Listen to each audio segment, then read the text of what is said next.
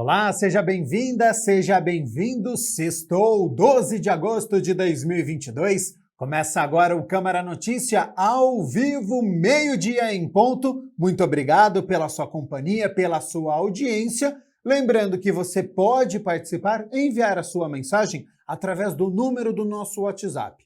19 é o nosso DDD, 978293776. O número já está aqui embaixo da sua tela.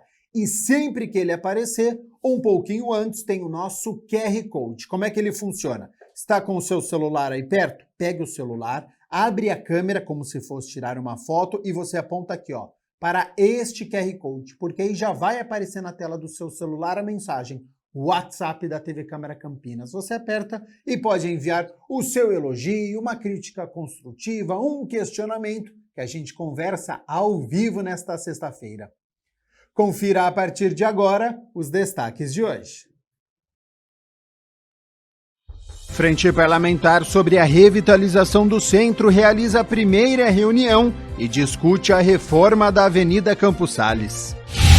Vereador Edson Ribeiro pede informações à Prefeitura sobre o programa Creche para Todos. E o Dia dos Pais está chegando. Confira o legado que passa de pai para filho.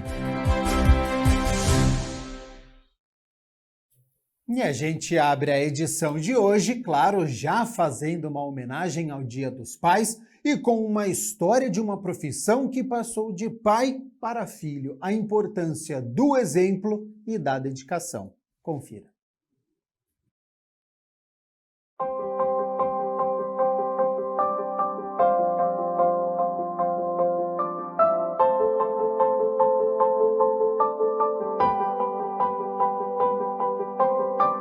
O Corpo de Bombeiros de Campinas nasceu no dia 23 de janeiro de 1900 e desde lá coleciona muitas histórias, salvamentos, incêndios, mas tem uma que nós vamos contar agora, que é de um pai e de um filho. Esse é Paulo Roberto. Entrou no Corpo de Bombeiros em abril de 1970. O que ele não esperava é que um dia o filho seguiria os seus passos. Sempre foi o gosto dele. E a mãe dele também incentivava. Então, eu acho que não tinha jeito de não ser, viu? No posto do Taquaral. Lá eu sempre levava ele e ele convivia com a gente no ambiente ali de quartel. Eu acho que ali ele foi gostando, tomando gosto pela profissão.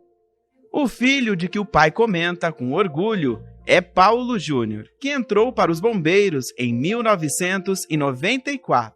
A decisão minha foi quando eu servi, em 92 eu servi o Exército. O serviço obrigatório, inclusive até eles queriam que eu ficasse, não me liberaram na época que era para eu sair, para me pegar a escola de 93, né, que eu entrei em 94.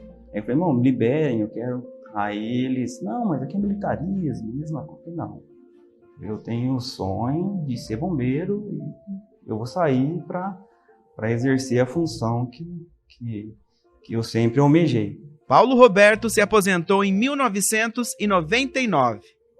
Deu tempo dele e do filho trabalharem juntos por um bom período.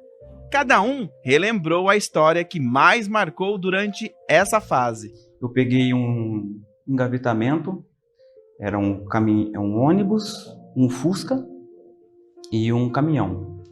Aí houve engavetamento e fechou. A mulher com o nenê no colo, então ela abraçou e ela ficou entre os bancos e as latarias, ela ficou bem encarcerada mesmo. E eu era bem novo, né? Então aí ele atrás, né, eu com a ferramenta, e não, aqui, corta aqui. E a gente vê que o resultado, que quando a gente conseguiu ter acesso à vítima, elas saíram sem nenhum arranhão, né? Então você olhava assim, o carro totalmente deformado e a gente conseguiu retirá-las sem nada, né? Nenhuma fratura, nada. Então uma ocorrência assim que a gente teve sucesso, né? Então que marca. Ele sempre tentando fazer a minha parte, sabe? Ah, pai, tá para aposentar, deixa que eu faço, né? Até teve uma passagem que a gente estava tirando um carro num rio e estava muito frio. Aí ele, não, pai, tá frio, deixa que eu vou, né?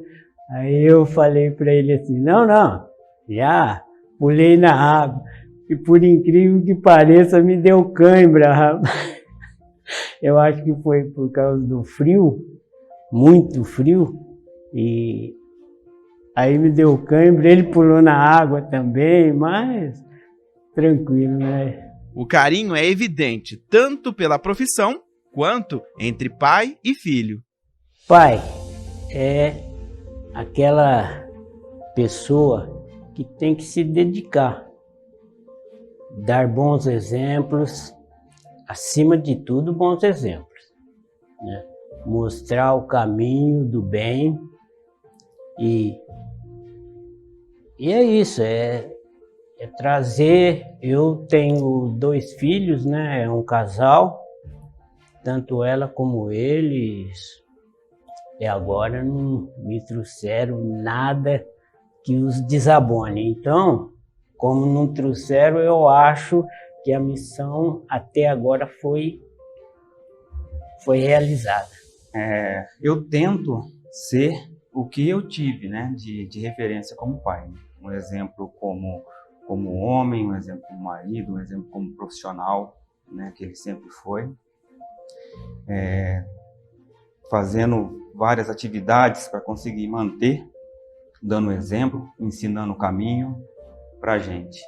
Então, é isso que eu tento passar para as minhas filhas, né? Eu tenho 2 filhas, né? Então, eu tento passar. Falta pouco para Paulo Roberto Filho aposentar também, mas a certeza que vai ficar são as histórias de pai e filho que vão ficar pelos corredores da corporação.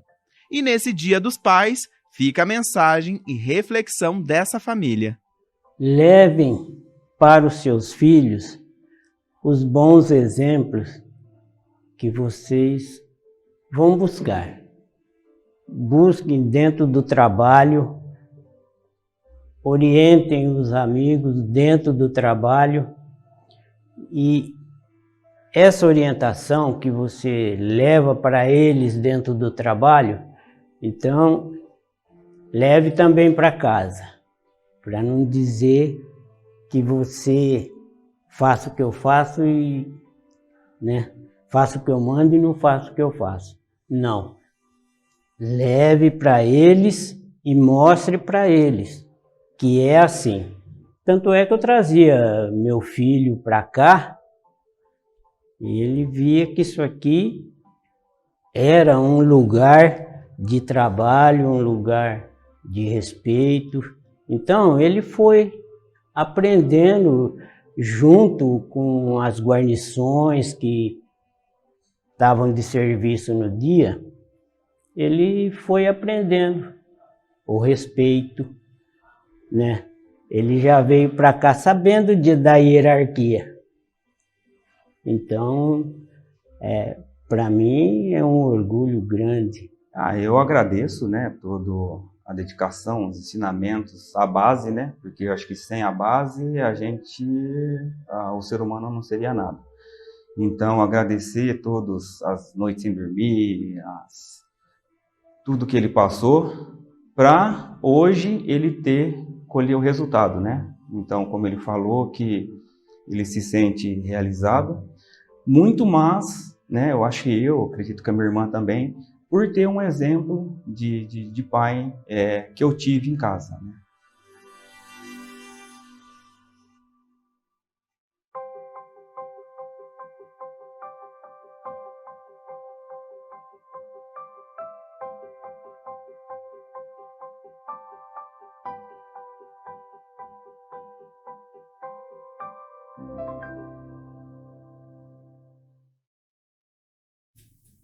Que história bonita, né? Do Paulo Roberto, também do Paulo Júnior, né? Este exemplo, essa dedicação à profissão de pai para filha. Então, muito bacana a nossa reportagem. E já aproveito aqui que o Dia dos Pais está chegando. Um beijão também para o meu pai, o Fernando, que já participou aqui do nosso programa, né, Mirna Abreu? Seja bem-vindo e boa tarde. Boa tarde, Gabriel. Boa tarde a vocês de casa. Eu já deixo aqui também um beijão para o meu pai, o Erli, que também está em casa, já é aposentado também, né? Então, bons exemplos para nós, né? Sem sombra de dúvidas, no domingo estaremos todos juntos aí, todos em família, para a gente poder curtir este dia. Mirna Abreu, hora das notícias da Metrópole de Campinas. E mês que vem nós teremos uma Olimpíadas, só que do servidor? Isso mesmo, olha só, a prefeitura entrou nesse ritmo, as inscrições vão até segunda-feira, porque ela vai realizar entre setembro e novembro as Olimpíadas dos Servidores, que é uma organização da Secretaria de Gestão e Desenvolvimento de Pessoas e tem o objetivo de estimular a prática de atividades físicas em todas as idades e a interação entre as pessoas. Confira. Os motores estão aquecendo para os jogos que prometem agitar Campinas neste segundo semestre. Chegou a hora das Olimpíadas dos Servidores. Serão 12 modalidades esportivas nesta edição das Olimpíadas, que estão previstas para acontecerem de 22 de setembro a 6 de novembro em diferentes espaços públicos de Campinas. Haverá disputas em esportes tradicionais, como o vôlei, o basquete, o futebol de salão, mas também aquelas que exigem habilidades um pouquinho diferentes, como xadrez e até truco. Para a secretária municipal de Gestão de Desenvolvimento de Pessoas, pasta responsável pelo evento, as Olimpíadas são uma forma não de estimular a competitividade, mas a saúde e a união entre as pessoas. As Olimpíadas é uma proposta da prefeitura para os servidores públicos, para trabalhar uma linha de cuidado do servidor ao mesmo tempo em que a gente objetiva qualificar o serviço prestado para a população. E aí a gente pergunta como a gente faz isso com as Olimpíadas, né? O intuito é que a gente trabalhe ambiente e qualidade de vida para o servidor público, faça o servidor público se exercitar, faça o servidor público se integrar, porque a gente tem aí pessoas que às vezes nem se conhecem trabalhando no âmbito da administração e dos nossos órgãos, e a gente sabe que uma atividade de convivência, né, de uma atividade que facilite esse conhecimento, traga diversão, tem como esse objetivo que as pessoas tenham mais consciência do seu corpo, que elas possam usar essas ferramentas de sociabilidade, de inter-relação pessoal também, de cooperação no dia a dia, no trabalho em equipe, e também ajuda com que as pessoas se sintam melhores, né, emocionalmente, inclusive, para produzir melhor dentro do seu ambiente de trabalho. Por isso, o slogan desta edição, Espírito Esportivo no Jogo e no Trabalho. Para Aline Freitas, que elaborou todo o conceito do evento, o objetivo é se divertir, mesmo sem grandes habilidades. Muita gente pergunta, mas eu não tenho grande rendimento, não tenho grande desempenho, mas a ideia é que haja participação, que as pessoas se divirtam, que as pessoas celebrem esse momento, que é um momento, um espaço para a qualidade de vida. As regras básicas é que você seja servidor, ou o comissionado, o seletista, bolsista, os patrulheiros e estagiários, dentro da prefeitura de Campinas, os aposentados também, tá? Dentro da prefeitura de Campinas ou dentro das autarquias que circulam ali a prefeitura, Câmara, CEASA, SANASA, CETEC, INDEC, IMA, e no regulamento está bem especificado lá certinho quais são as autarquias que podem participar. A Milena está tão animada que organizou até uma planilha para fechar times entre os servidores do setor dela e também de outros da prefeitura, para tirar todo mundo da cadeira. A minha área de interesse maior é o basquete, mas eu adoro esportes, gosto muito de esporte, então eu acabo organizando os times, combino treino, olho os uniformes, eu acabo organizando todo mundo. E fico incentivando as pessoas a participarem. Então, a gente sempre se reúne também, depois dos treinos, para a gente sentar e tomar uma cerveja, num happy hour. Então, assim, não é só o esporte, mas é todo um processo das pessoas estarem juntas e acabarem se conhecendo melhor e conhecendo pessoas de outras secretarias também. As inscrições podem ser feitas por este link que aparece na sua tela. Lá é possível ter acesso ao cronograma dos jogos e às instruções gerais. Em caso de dúvidas, é só ligar no telefone 19 2515 7172.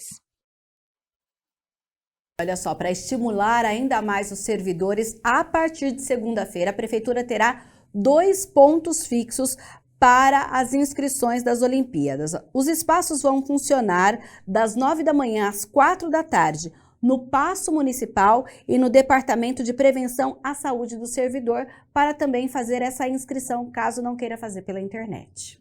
E boa sorte a todos que irão participar. Mirna Abreu, a gente segue aqui com as notícias da metrópole de Campinas, agora sobre o cenário da construção civil para o próximo ano. Olha, a gente teve aí, inclusive, uma reunião nessa semana sobre esse tema e o PIB da construção civil pode crescer pelo menos 3,5% ainda em 2022. Mas a grave situação macroeconômica atual lança um elevado grau de incerteza, apesar ainda de otimismo para esse semestre. Terminada a reunião da conjuntura econômica do Sinduscom deste mês, temos os seguintes dados, né? Houve um crescimento de vendas de 15% em imóveis de alto e médio padrão e um crescimento mais ou menos de 5% nos imóveis econômicos. As taxas continuam em alta, variando de 7,5% a 9%. Os créditos habitacionais nesse primeiro semestre diminuíram em torno de 11%. Interessante foi ver que a venda dos usados foram os que mais caíram, em torno de 30%, aumentando em 11% os imóveis novos. A maior queda são dos motivos das famílias hoje estarem muito endividadas, construtoras não conseguem terrenos a preços acessíveis, os materiais de construção subiram, os juros continuam em alta e mão de obra também em alta. Provavelmente, no segundo semestre, a mesma tendência, principalmente por causa das eleições. Este é mais ou menos a perspectiva da construção civil para esse segundo semestre de 2022. Meio-dia e 18, nós estamos ao vivo nesta sexta-feira. Mirna Abreu, muito obrigado pelas notícias da metrópole de Campinas, mas eu já quero aproveitar sua presença aqui nos nossos estúdios para nós falarmos das notícias do Legislativo, do que acontece aqui na Câmara de Campinas, até porque ontem nós tivemos a reunião de uma frente parlamentar. Foi a primeira reunião da Frente Parlamentar pela Revitalização do Centro. Neste encontro, a reforma da Avenida Campos Sales. Confira. Foi a primeira reunião da Frente Parlamentar da Revitalização do Centro de Campinas. Tenho a honra de convidá-los para participar da primeira Frente Parlamentar de Revitalização do Centro da cidade, criada através do requerimento 844-22, processo 236396, da autoria do vereador Carlinhos Camelô, com os membros Eduardo Magoga, Felipe Marquesi, Jair da Farmácia, Juscelino da Barbarense, Luiz Cirilo, Major Jaime, Marrom Cunha, Paulo Haddad, Permínio Monteiro, Professor Alberto, Rodrigo da Farmadic e Rubens Gás. O assunto principal foi a reforma da Avenida Campos Sales. Eu acho que essa primeira reunião, ela atendeu a expectativa de todos, porque uma era saber qual o início da obra, se essa obra ela vai até dezembro, entendeu? A preocupação dos comerciantes ali eram atrapalhar num momento de Copa, num momento de final de ano, onde eles têm ali o seu comércio, mas vimos aqui que através do entendimento, de repente a gente começa essa obra em janeiro ou fevereiro, começa a fazer alguns ajustes ali, vamos começar lá em janeiro e fevereiro para que não atrapalhe. Para o pessoal de casa entender direitinho como vai ficar a Campos Sales, o que vai ter de diferente.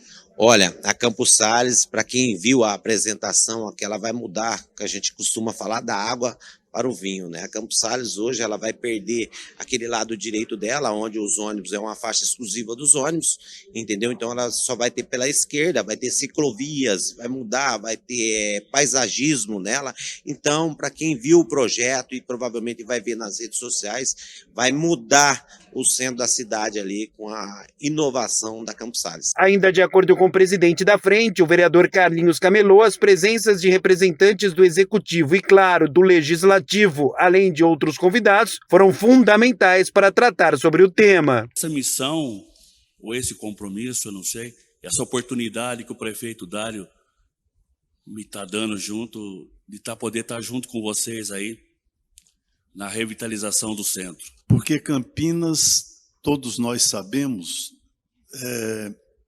é uma das melhores cidades para se viver. E a gente tem visto nos últimos tempos um sofrimento das pessoas. Nós estamos perdendo diminuindo a frequência não é o descaso, a falta de empenho. E agora, com esse empenho de todos, das secretarias, da Câmara Municipal, do Executivo, a gente fica feliz. Eu agradeço, porque foi a primeira reunião da Frente Parlamentar, bem representativa. Eu falo que a importância de cada membro, tanto a CETEC, como a Maria Rita, a arquiteta, como a Sanasa, como a CPFL, todos os órgãos que tiver, a SIC me representando, porque a gente faz um trabalho em conjunto. Ali a gente discute sobre a questão dos permissionários que estão ali, com a CETEC, com a Maria Rita, a gente vê uma questão arquitetônica para fazer uma padronização das barraquinhas, entendeu? Com a CPFL, a gente tem um cuidado de não fazer um desligamento, mexer com o comércio, a energia durante o período, então todos eles têm um papel nesse espaço. Bom, para a gente finalizar, fale um pouquinho a respeito desta frente, não é, que foi criada no intuito, obviamente, de tratar políticas públicas do centro da cidade de Campinas, não é, ações em prol da revitalização do centro da cidade. Bom, hoje o foco principal, claro, que foi a Campos Sales, mas daqui para frente, não é, os assuntos que serão abordados, enfim, como que vai ser essa frente, vereador? Sim, essa frente ela foi criada, eu falo assim que eu sou morador, há 15 anos fui morador do centro da cidade, tenho um carinho muito grande, onde a minha categoria reside ali no centro da cidade. Então essa frente parlamentar ela veio para ajudar o centro, a resgatar o centro novamente. Por que resgatar? O centro era povoado, a gente falava que circulava muitas pessoas, hoje o centro, as pessoas acabaram migrando um pouco, indo para o shopping, deixando o centro meio de lado, até mesmo numa questão de segurança, que tem um certo medo de ir para o centro. Então o centro ele precisa passar por uma revitalização realmente, revitalizar o espaço, dar mais qualidade de vida para as pessoas que frequentam ali o centro da cidade e dar mais tranquilidade para os moradores que ali frequentar aqueles espaços que nós temos ali no centro da cidade, que eu falo que é dar vida ao centro durante o dia e também ter uma vida noturna no centro da cidade. Então é isso que nós esperamos. E se você quiser conferir na íntegra a primeira reunião da Frente Parlamentar sobre a revitalização do centro, youtube.com/TV Câmara Campinas. Mirna Abreu, hora de nós repercutirmos, porque durante esta semana nós tivemos uma audiência pública lá no Teatro Bento Quirino. A 32ª audiência pública discutiu um projeto do Executivo que tramita aqui na Câmara e que trata do Prêmio por Atingimento de Metas de Finanças. Quem traz as informações é Michel Morim. A Câmara discutiu o projeto de lei de autoria do prefeito Dário Saad, que institui o Prêmio por Atingimento de Metas de Finanças dos servidores lotados na Secretaria Municipal de Finanças. A Comissão Permanente de Administração Pública, presidida pelo vereador Felipe Marquesi, conduziu o debate.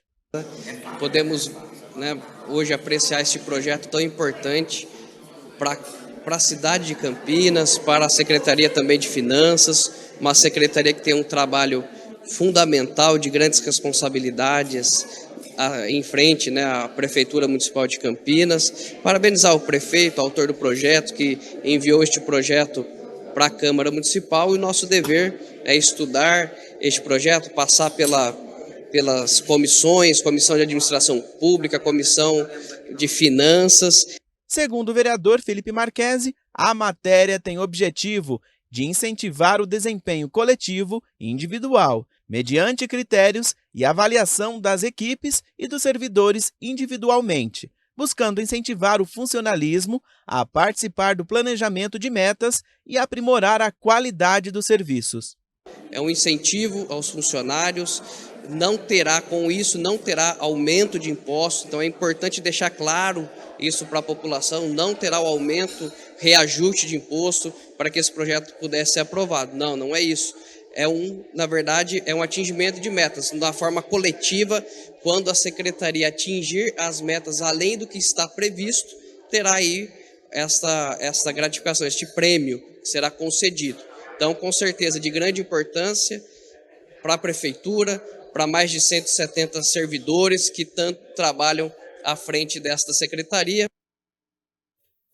Hora de nós falarmos sobre uma reunião solene, porque nós tivemos entrega de honrarias. Isso aconteceu na última terça-feira e você vai conferir agora como foi. Por proposição do vereador Rodrigo da Farmadic, na 14ª reunião solene, foram entregues honrarias que homenagearam diversas personalidades. Um dos homenageados é o Wilson de Araújo Lima.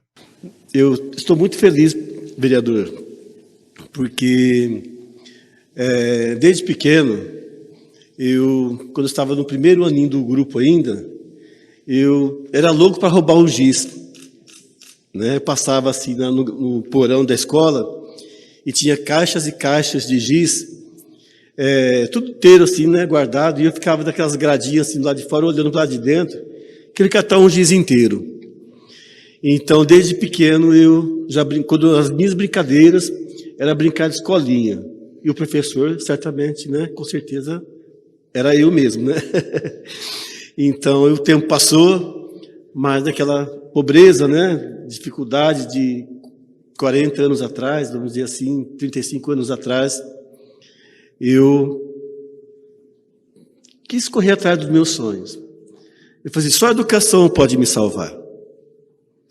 Recentemente, agora, mês passado, eu estive lá na minha cidade e tive o prazer de encontrar os meus colegas, né, de adolescente, e eu vi que muitos deles não frequentou o banco da escola.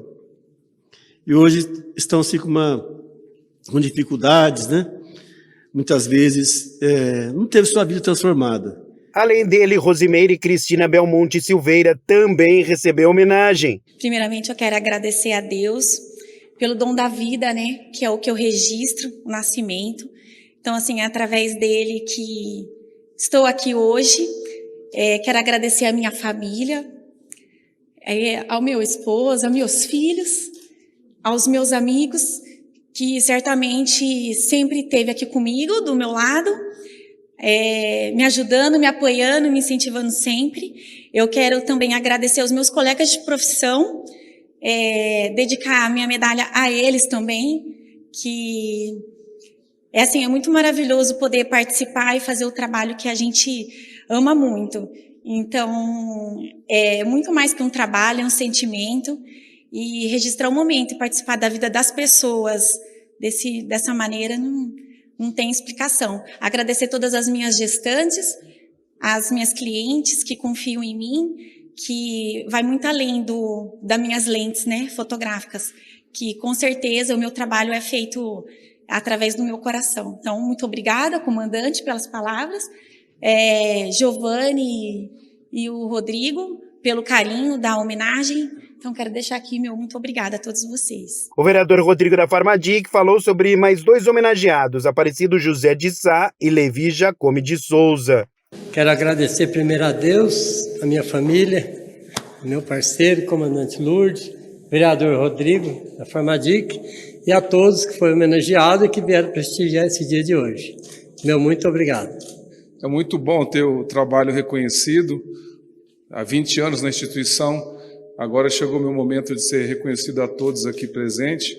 Quero agradecer minha família, minha mãe, esposa, minha enteada Maria Eduarda, a comandante Lourdes, que vai representar essa medalha a toda a tropa, e ao vereador Rodrigo, que está sempre atento às causas da guarda e está presente com a gente. Muito obrigado.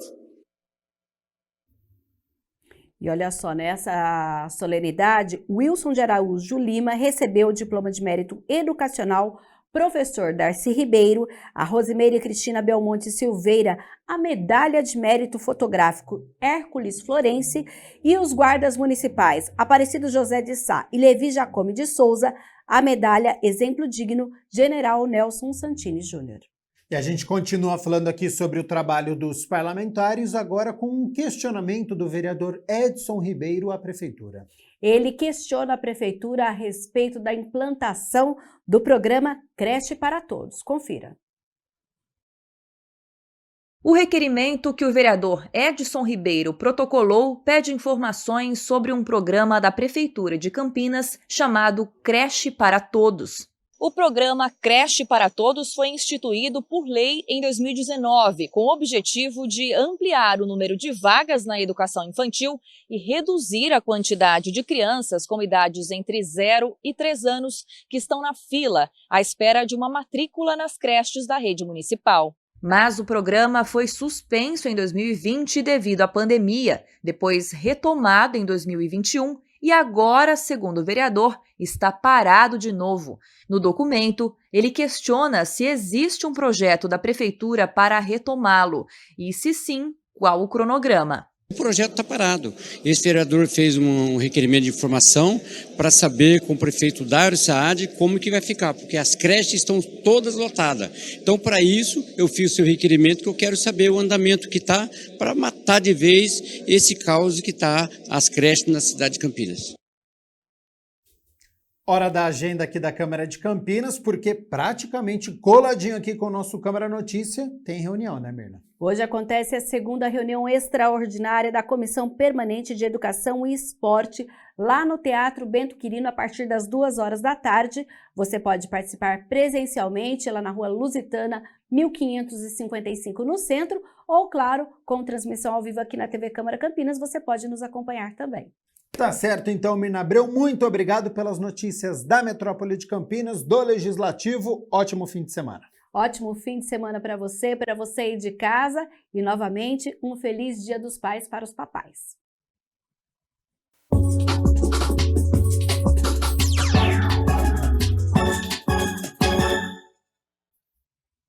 Hoje é dia de Campeonato Brasileiro da Série B e nem deu tempo da Ponte Preta descansar, viu? Porque venceu o Vasco da Gama na terça-feira, completou 122 anos ontem e hoje enfrenta o Brusque pela 23ª rodada do Campeonato Brasileiro da Série B. Às 9h30 da noite, a Macaca enfrenta o Brusque fora de casa. Na classificação, a Ponte é a 11ª colocada com 29 pontos e a equipe catarinense está na 14ª colocação com 25 pontos. Então, 4 pontos à frente, a Ponte está na classificação. Para esta noite, o técnico Hélio dos Anjos não pode contar com o zagueiro Fábio Sanches, ele que está suspenso pelo 3º cartão amarelo, e com isso, Guilherme Souza, atleta que veio do 15 de Piracicaba, pode fazer a estreia. O meia Elvis, que participou de todos os gols desde que chegou na equipe pontepretana, deve ser poupado, já que no próximo sábado acontece o derby diante do Guarani, vai ser no campo da Ponte, ele deve ser preservado e com isso o Fecim e o Cássio Gabriel brigam pela posição. Ponte que não perde há 3 partidas e busca continuar se afastando da zona de rebaixamento. E amanhã, no sabadão, 6h30 da tarde, a vez do Guarani entrar em campo, o Bugre recebe no Brinco de Ouro o Náutico. Duelo dos desesperados da zona de rebaixamento, o Guarani penúltimo colocado com 20 pontos e o Náutico logo à frente, ao antepenúltimo com 21 pontos. Tem promoção de ingressos em todos os setores, R$20 a inteira e R$10 a meia entrada, e o sócio torcedor pode levar 5 acompanhantes por R$5 cada. Sobre a equipe, o técnico Mozart não pode contar com o volante Leandro Vilela, ele que está suspenso, e com isso o Richard Rios, o colombiano, pode começar a partida como titular pela primeira vez. Bugre, desesperado, precisa da vitória, e claro que na segunda-feira a gente conta a história dessas duas partidas, Brusque e Ponte Preta, e também o Guarani recebendo o Náutico. 12h35, vamos fazer o seguinte, rápido intervalo, e na volta tem entrevista ao vivo. A gente vai falar sobre metas pessoais, sobre atingir o objetivo, sobre pressão no ambiente de trabalho. Não sai daí que nosso intervalo é rapidinho.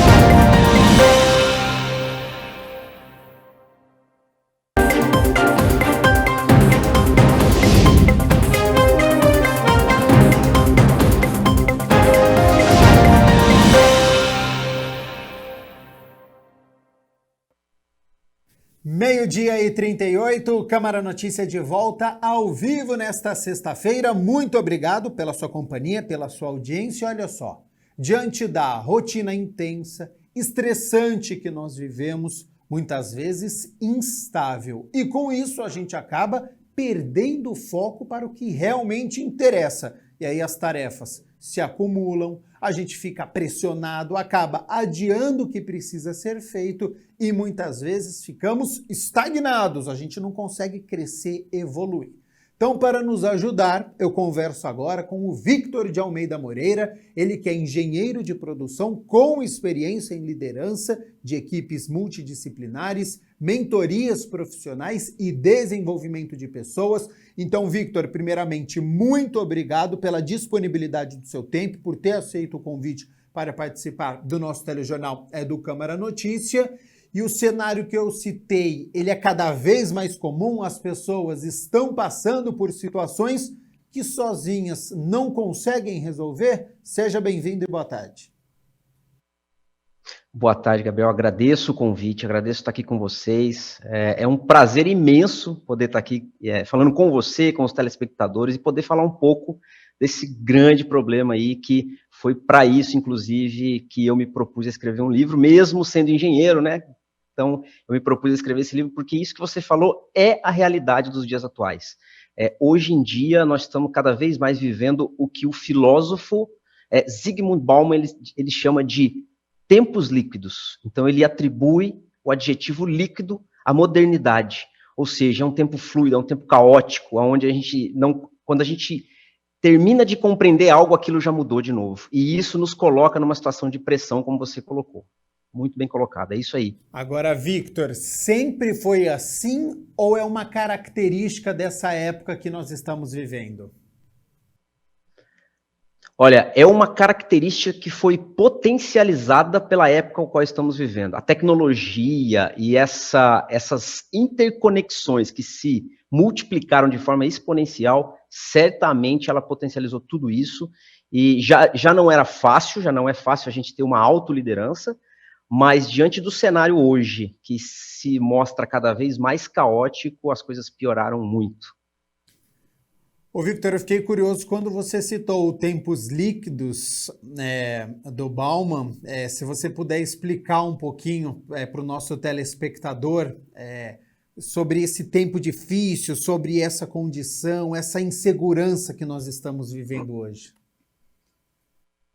Perfeito, Gabriel, porque é muito legal essa característica que o Bauman atribuiu, né? Quando a gente nomeia algo, é até mais fácil a gente entender que o tempo líquido que nós vivemos hoje é o seguinte: nós não somos mais o mundo que éramos há 50 anos atrás, nós mudamos muito de lá para cá. O mundo ele evoluiu, o mundo mudou, a maior informação da humanidade foi gerada nos últimos 5 anos, o maior número de informação da humanidade. Então, nós não somos mais o que éramos, mas nós também ainda não definimos o que seremos. Então, o tempo líquido é nada mais do que viver em um momento de transição. Nós vivemos em um momento, numa era de transição das coisas, onde as coisas estão ainda tomando forma. E isso deixa a gente bastante confuso, né? Porque a gente não sabe para onde ir. Para quem está nos acompanhando, então, está se enxergando nestas situações que nós estamos falando aqui hoje, diante do acúmulo de tarefas, pressão no trabalho, ou às vezes por mudança na vida, existe alguma metodologia para poder ajudar essas pessoas? Existe, Abel, de forma pragmática existe, e foi por isso que eu escrevi o livro, porque eu me vi nessa situação. Quando eu me perdi no meio, porque quando a gente toma consciência de que a gente vive num mundo onde a gente não tem controle nenhum sobre o que está acontecendo em volta da gente, quando a gente toma essa consciência de que eu não tenho controle sobre o mundo externo, ela pode ser devastadora. Ela pode nos levar eu digo, né, são 3 casos. A depressão, que é o grande mal hoje da humanidade, que é exatamente a gente não conseguir lidar com o que passou e com as coisas que começam a dar errado na nossa vida, com a ansiedade, que pensando em futuro, eu não vou conseguir resolver, o meu futuro não vai conseguir se resolver. Então aí eu tenho a ansiedade. E o desespero, a paralisia, que a gente tem isso no presente. Às vezes a gente está cercado de tanta coisa, um caos, e aí a gente paralisa. E aí tem sim, como você falou, uma metodologia que eu criei, que nada mais é do que o seguinte: se eu não tenho controle sobre o ambiente externo, eu consigo ter controle sobre mim mesmo e fazer com que o caos externo seja usado de forma a me beneficiar. E é isso que propõe a minha metodologia. Ô Victor, isso passa por um autoconhecimento e uma maturidade que a gente precisa adquirir?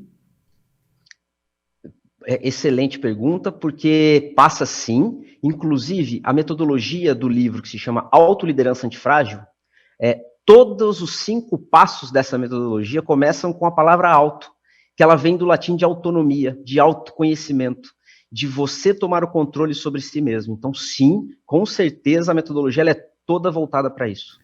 Já que você citou o seu livro, então, quando e por que você decidiu lançar esta obra, A Autoliderança Antifrágil? Aprenda a lidar com o inesperado, esteja sempre pronto para superar qualquer obstáculo e alcance seus objetivos.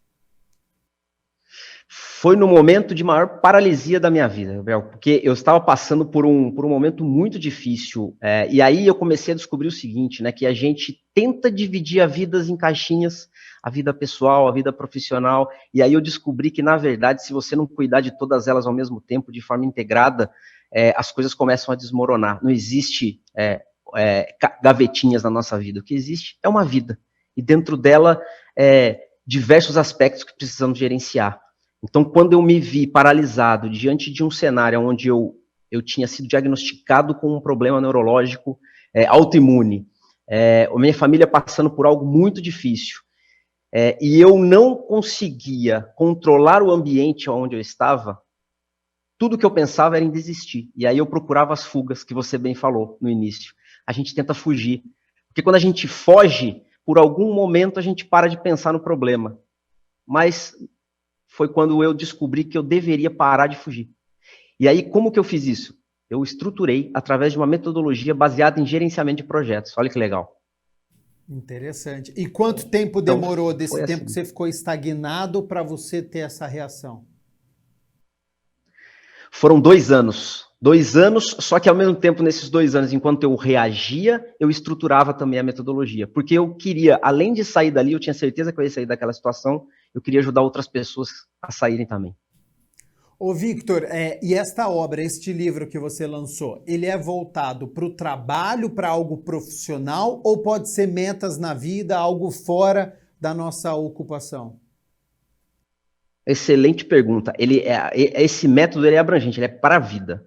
Ele é uma estruturação de si mesmo, da sua vida, para que você possa prosperar em diversos setores, aonde você quiser, seja no profissional, seja no relacionamento, eu cito muito sobre relacionamentos também, sejam eles relacionamentos profissionais ou relacionamentos até amorosos, relacionamentos familiares. Então, ele é uma estruturação de si mesmo, se preparando para você enfrentar e prosperar em todas as áreas da sua vida. Como que você decidiu construir o livro? Ele é por capítulos, tem histórias de vivências, é para fazer o leitor refletir? O que você pensou? Isso, exatamente. Ele é por capítulo, sendo que Tem os 4 capítulos iniciais, que é uma introdução de como eu cheguei no método, de por que eu criei e da onde que eu tirei toda essa ideia. E aí os capítulos seguintes, a partir do capítulo 5, cada capítulo é um pilar da metodologia, e são 5 pilares, que, como eu te disse, né, sempre começando com auto, que é a autoconsciência, a autorreflexão, a autorresponsabilidade, autoignição e, por último, a autorregulação. Então, o método é dividido nesses 5 pilares, e cada pilar desse é um capítulo do meu livro. E, ô Victor, geralmente quando a gente fala deste auto, né, a gente pensa em a própria pessoa conseguir sair dessa situação. É importante ter apoio de amigos, de família, às vezes de uma ajuda psicológica também para a pessoa conseguir alcançar esses objetivos? Perfeito, a sua pergunta é excelente, porque quando eu falo auto, muita gente me questiona, pô, mas não é muito egoísta? Muito pelo contrário, na verdade nós precisamos, dentro de um dos autos, né, que é a autoignição, existe um princípio, para cada um desses pilares existem 2 princípios de gerenciamento, e um desses princípios vai bem ao encontro do que você acabou de falar, que chama gerenciamento de alianças, que sim, respondendo, eu preciso de outras pessoas, embora seja auto, embora eu me estruturar, eu dependo de outro também. Ao longo da sua vida, você conseguia observar pessoas com potencial, mas que elas não conseguiam alcançar os objetivos, Victor?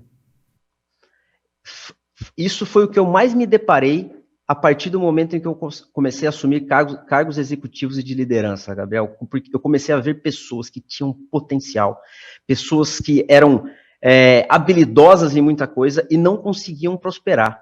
Então, o que eu comecei a perceber? Muitas vezes, a pessoa se preocupava tanto em desenvolver as suas habilidades, mas deixava de se preocupar com uma coisa importante, se posicionar no lugar certo e na hora certa.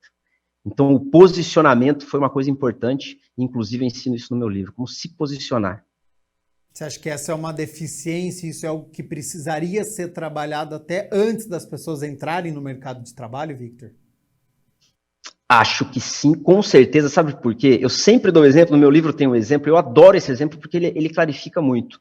O futebol, ele é um esporte por excelência, por si só. E aí eu sempre dou o exemplo do Messi. Se eu pego o Messi, né? Se lá atrás o Messi tivesse falado assim, olha, eu adoro futebol, a minha força é o futebol, é muito amplo, né? Então eu vou ser goleiro. Muito provavelmente nós nunca mais teríamos escutado falar o nome do Messi. Porque ele não tem nem as características de um goleiro ali, ele ia se posicionar no lugar errado. A força dele era de atacante, era de criar chances e converter os gols.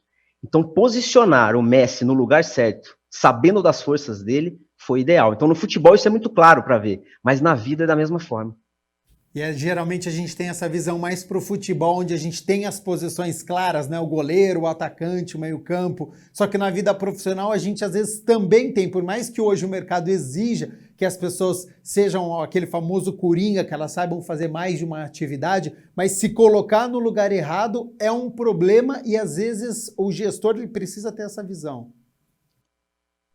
Perfeito, exatamente isso. O CEO da Snowflake, uma grande empresa, né, americana de tecnologia da informação, ele falou isso numa entrevista para a Forbes há um tempo atrás. Ele falou o seguinte, olha, não importa se você é bom ou ruim, se você estiver posicionado no lugar errado, tudo vai por água abaixo. E quais são as dificuldades em liderar uma equipe, Victor?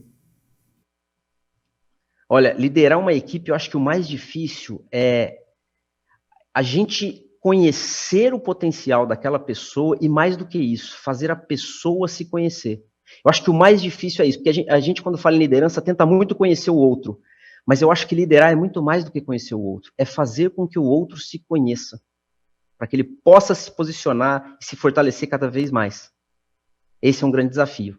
E o momento que nós estamos vivendo ainda de pandemia, esse momento de grande aprendizado, mesmo diante do caos que foi instalado por conta do vírus, com milhares de mortes e milhões no mundo, mas aqui no Brasil milhares, e às vezes com um trabalho híbrido, então um pouco em casa, um pouco na empresa, às vezes só home office, retorno para a empresa, essa liderança, ela ganha um componente a mais aí, esse relacionamento, entender a pandemia, a cobrança por resultado, ela tem um grau a mais?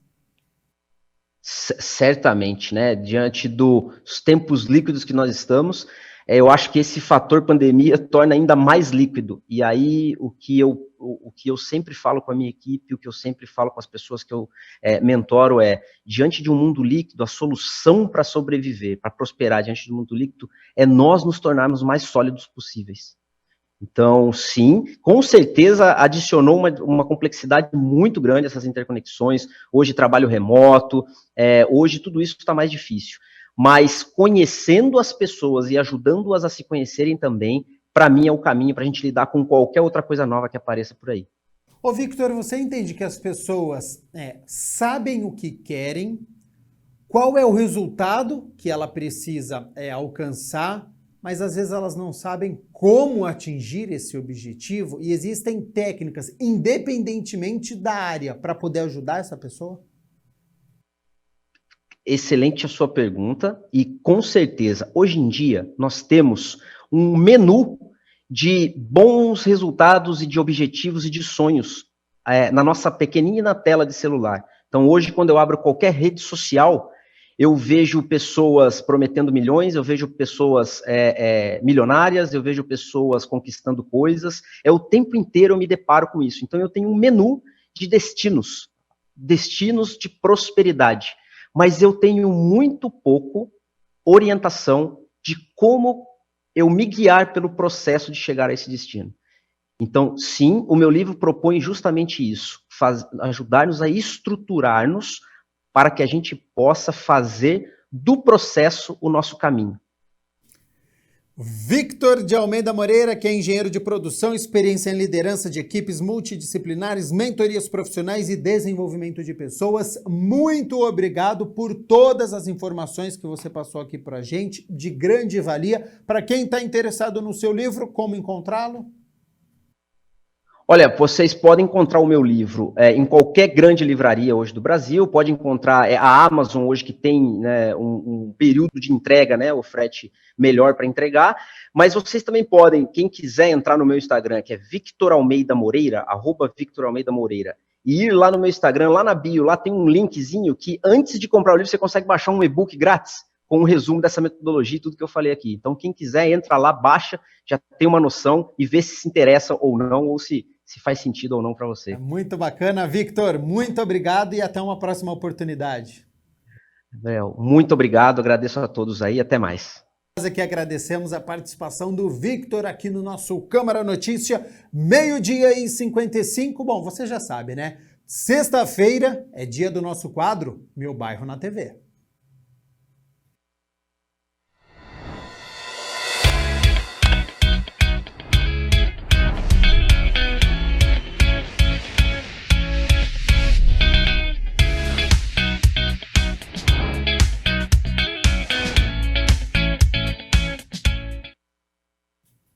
E a nossa equipe está na região leste da cidade, então para sabermos onde fica, qual é o bairro, mapa na tela.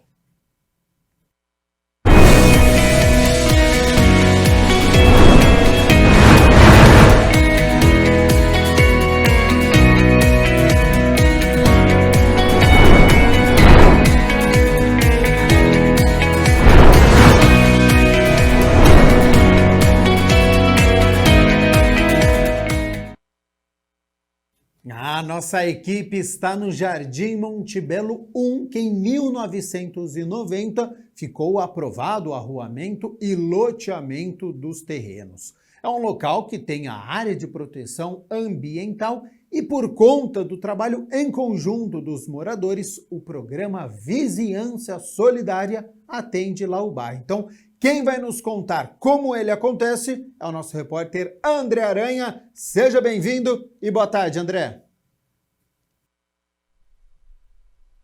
Pois é, boa tarde para você, Gabriel Castro, boa tarde para todo mundo, sextou, não é? Como você disse, dia de Meu Bairro na TV, estamos aqui, não é, no Montebello 1, zona leste da cidade, como a gente viu no mapa, não é? É uma zona rural, um bairro que tem muitas chácaras, fica aqui na saída para Jaguariúna, para Pedreira, tem chácaras realmente bem bacanas, como a que eu estou aqui neste momento, e tem aqui o programa Vizinhança Solidária, não é? Estou aqui com o seu Álvaro. Tudo bem com o senhor? Tudo. Muito boa tarde, prazer Boa em tê-lo tarde. conosco aqui. Prazer é nosso. Bom, o senhor é um dos aí idealizadores do projeto Vizinhança Solidária. Conta pra gente como que é esse projeto. Eu sou o tutor do Vizinhança Olha só, Solidária que legal. do nosso núcleo Carlos Gomes, da região aqui. Nós estamos já há 6 anos nesse programa e só lembrando que estamos em de APA, de preservação ambiental, com predominância de áreas rurais. E esse programa nosso, o objetivo dele principal é aproximar a vizinhança e bem como ter ações coordenadas, organizadas, para a gente se prevenir, fazer um trabalho de prevenção da segurança, né? Nosso trabalho eminentemente é segurança preventiva. E nós estamos assim bem atentos e estamos colhendo o fruto desse programa que veio em boa hora para a nossa região, porque é uma região distante, muito grande, e que esse programa veio na hora certa para a nossa região.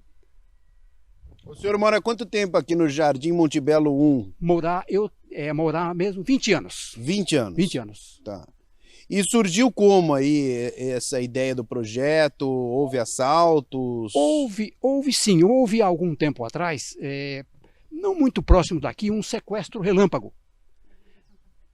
E aí essa pessoa procurou a polícia e a polícia indicou que ele procurasse o Conseg Taquaral, da qual nós fazemos parte. E foi a partir daí que surgiu esse programa. Lembrando que esse programa ele é organizado pelo Conseg Taquaral, que nós reportamos, né? E foi assim que surgiu, por conta de um sequestro relâmpago, numa região nossa que é muito calma, muito serena, e isso nos assustou muito. Então, a partir dali, nós começamos firme nesse programa e estamos até hoje. Bom, evidentemente que os moradores não combatem a violência, nem é função de vocês, mas vocês colaboram, não é? Sim. Como que funciona isso? Tem grupo de aplicativo no celular? Então, agora... grupo de WhatsApp? Como é que é? Já ela vai falar, mas como que funciona? O senhor também participa do grupo? Eu participo sim, porém a esposa, essa parte ela está mais inteirada que eu, então passo para ela. Bom, então vamos lá, vamos fazer a substituição, chegando aqui a dona Sueli, tudo bem? Tudo bom, boa tarde a todos. Boa tarde. Bom, o Álvaro já deu uma preliminar do que é o programa, como surgiu. Na verdade, eu fico mais com a parte de cadastro dos moradores, que todos os moradores, para fazer parte desse programa, ele tem que ser cadastrado e o cadastro dele tem que ser aprovado pelo capitão da 2ª companhia, da qual nós fazemos parte. Isso que eu ia perguntar para a senhora, Sim. Então tem que ser aprovado... Tem que ser aprovado para depois entrar no grupo de WhatsApp. Só pela depois Polícia Militar, antes disso não pode? Não pode, e é um grupo estritamente para assuntos de segurança. Nem bom dia, nem boa tarde, nem política, nem religião. Tá. Ele é disponível para assuntos de segurança. Exclusivo para isso Exclusivo para isso. Nós só colocamos... E as pessoas respeitam, evidentemente, né? Estão respeitando sim, porque eu, como administradora do grupo... Pega no pé, né, dona Sueli? Um pouco. Já houve um ou outro que deve ter mandado alguma mensagem? Normalmente... Futebol, de bom não, dia? de futebol, essas coisas não. O bom dia é que escapa mais, né? As pessoas acho que colocam para todos os grupos e acaba saindo aqui. Aí eu entro no particular da pessoa e peço, por gentileza, apagar a mensagem. Tá. E apaga, né? Normalmente Bom, então conta pra gente, pessoal que está em casa, curioso, não é? Porque isso evidentemente que tem outros locais também. Eu mesmo aqui na TV Câmara Campinas já fiz uma reportagem sobre vigilância vizinhança solidária, sim, né? E conta para o pessoal que está em casa, certamente curioso, puxa vida, quero fazer isso no meu bairro, que legal, a gente vê inclusive imagens de várias plaquinhas aqui, não é? Que sinalizam que fazem os moradores parte desse projeto. Ok. Conta pra gente como que funciona nossa região exatamente. leste, como você já comentou, já está com 30 núcleos. Então você vai encontrar, são vários núcleos mesmo, que pertencem ao Conseg Taquaral. Independente disso, existem outros e outros Consegs por Campinas. Então as pessoas de bairros mais distantes, não da região leste, devem procurar o Conseg da região dela para criar o grupo da vizinhança solidária lá. Para procurar o programa lá. E isso é interessante porque houve um acréscimo muito grande da procura por esse programa. Está muito interessante. Nós fazemos parte desse e participamos das reuniões do Conseg, também das reuniões do Conselho Municipal de Segurança Pública, porque o nosso presidente do Conseg, o Dr. Marcos Alves Ferreira, é também o presidente atual do Conselho Municipal de Segurança Pública. Então nós acompanhamos, porque nós trazemos essas informações para o nosso núcleo. E isso é muito interessante. Nas reuniões do Conseg, sempre está presente também o Natos, que é o capitão Rocha, chegando aqui agora, nesse momento. Exatamente, já vai conversar conosco ao vivo aqui também, né, dona Sueli? Exato, e também o delegado do 4º DP, que faz parte da região leste, que nós acompanhamos. Bom, que tipo de mensagem que tem? Puxa vida, olha gente, a árvore tá um pouco grande, não é? Isso aqui nem podemos reclamar tanto, porque como você viu, uma área de preservação ambiental e a árvore existe por todos os lados, mas o que ela pode estar atrapalhando, porque nós já estamos... Visão! Sim, nós já estamos com um projeto de câmeras aqui no bairro, para 35 residências cadastradas, com 15 câmeras já instaladas. Então, onde essas câmeras estão instaladas, a gente solicita para o morador que verifique se a árvore já não está atrapalhando a visão das suas câmeras, né? O que acontece? Se alguém vê um indivíduo com atitude suspeita, aí sim, liga para a polícia 190, essa é a orientação que nós passamos, e depois coloque no grupo as características do indivíduo, não a imagem.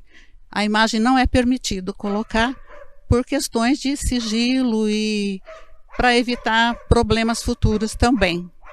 Certo? Então essa é a... E dona Sueli, nós vamos conversar já com o capitão, não é, da Polícia Militar, que já está aqui conosco. Quantas pessoas, por exemplo, aderiram ao programa, estão neste grupo de WhatsApp? No grupo do WhatsApp nós estamos com 90 pessoas. 90 pessoas, então a maioria 90. Evidentemente que... Nem tanto. Nem tanto? Nem tanto. Puxa vida, então já teve mais, mas muitos moradores já saíram do bairro. Muitos moradores já saíram do bairro. E então, isso já está atrapalhando, nós já estamos precisando fazer um trabalho extra de procurar vizinhos novos para estar entrando no bairro, no vizinhança solidária. E paga alguma coisa, não paga? Não, nada, o único custo é a plaquinha, porque nós temos que mandar fazer, atualmente um valor de R$15 só a plaquinha. As placas grandes que vocês viram pelo bairro, essas placas foi uma contribuição voluntária,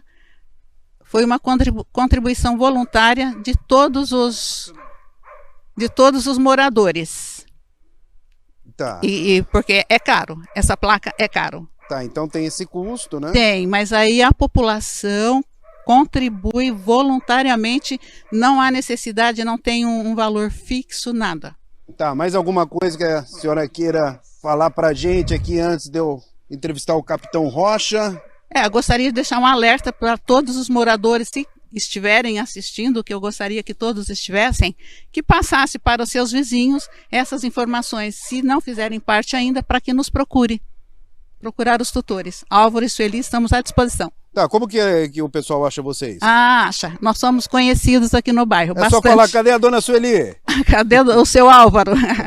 Todos vão saber. E nós temos uma reunião na escola, aliás, agora a cada 2 meses devido à pandemia, o primeiro domingo do mês. Nós fazemos na escola estadual aqui do bairro.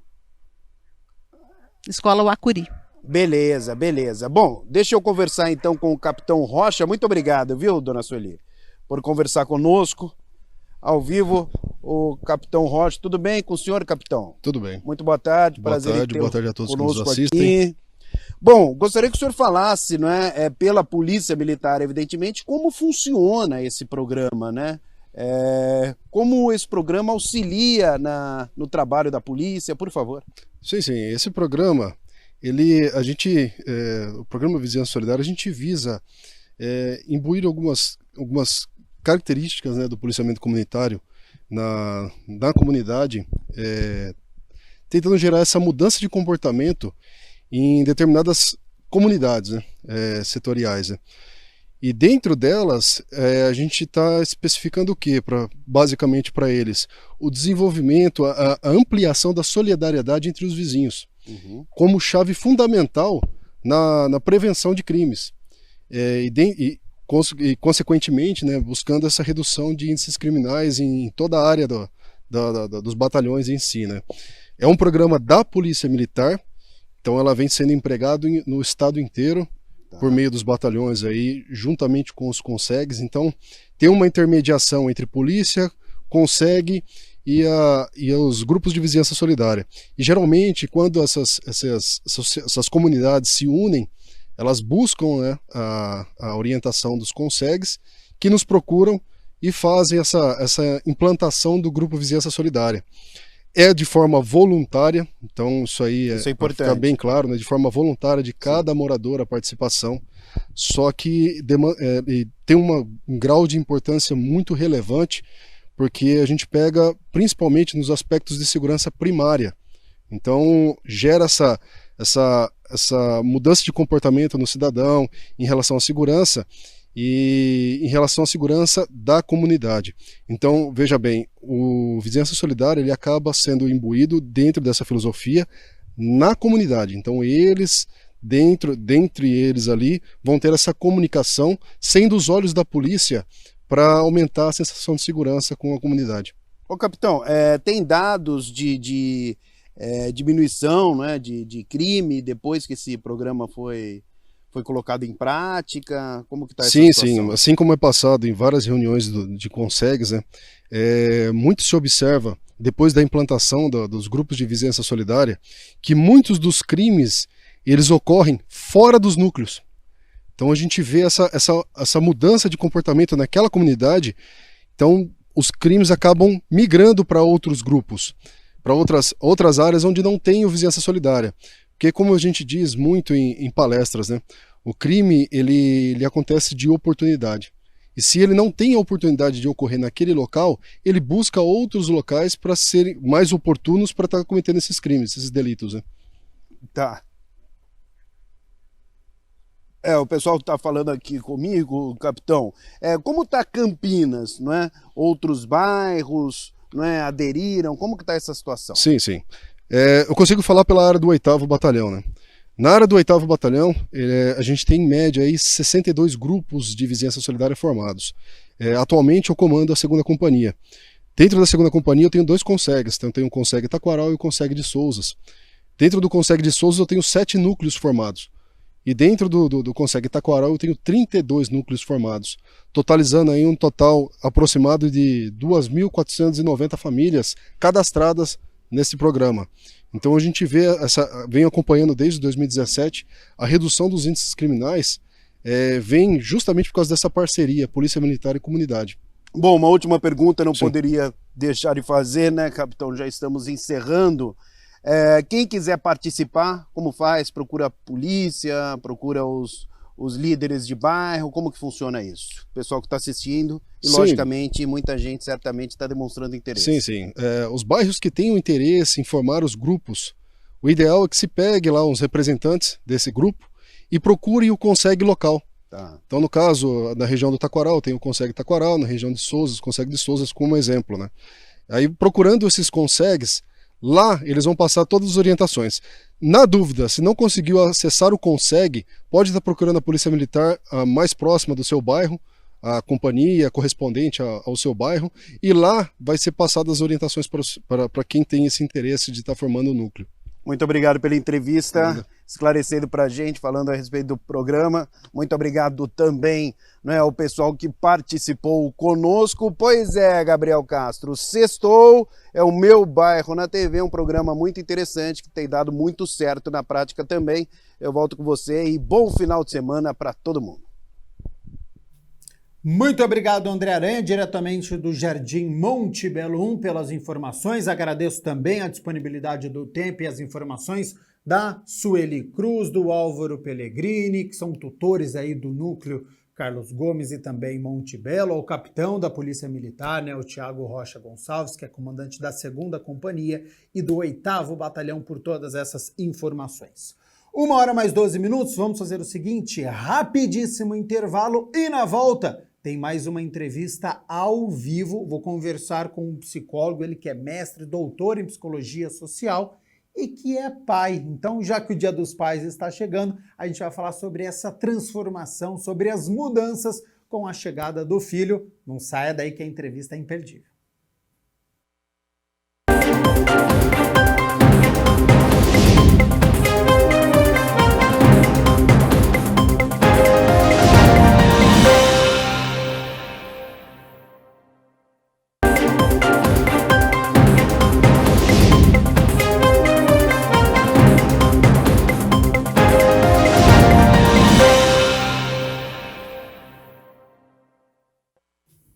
Uma hora mais 15 minutos, Câmara Notícia de volta ao vivo nesta sexta-feira. Bom, a presença de um pai no crescimento do filho promove segurança, autoestima para a criança, ajuda na estabilidade emocional, na independência, contribui para a educação, para a formação.